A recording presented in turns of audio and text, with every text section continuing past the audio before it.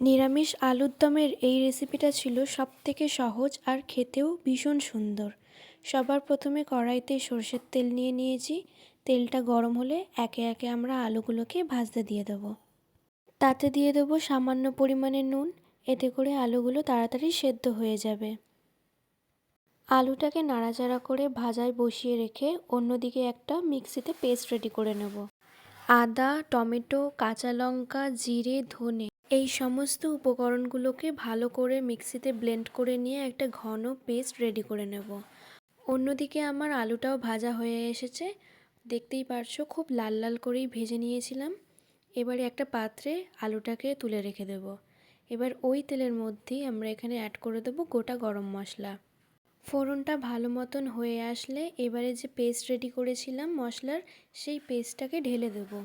আমার ভিডিওগুলো যদি তোমাদের ভালো লেগে থাকে তাহলে আমার চ্যানেলকে সাবস্ক্রাইব করবেন আর পাশে থাকা বেল আইকনটাকেও ক্লিক করবেন, এতে করে আমার ভিডিওগুলো সরাসরি তোমাদের কাছে পৌঁছে যাবে।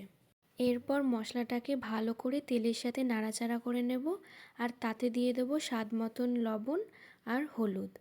এবারে মশলাটাকে ঠিক ততক্ষণ কষাতে হবে যতক্ষণ না মশলার গা থেকে তেল বেরিয়ে আসছে।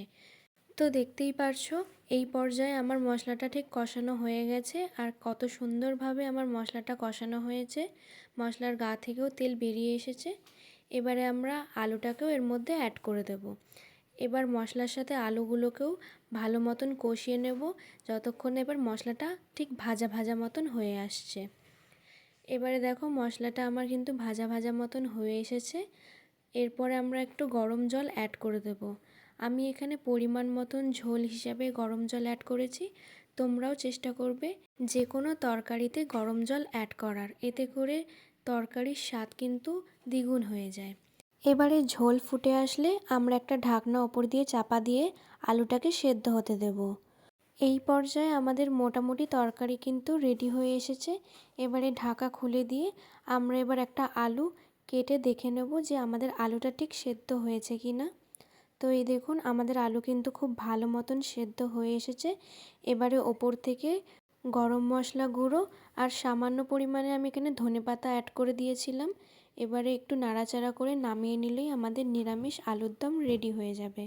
ঠিক কতটা সুন্দর হয়েছে তোমরা এখানে দেখতে পারছো।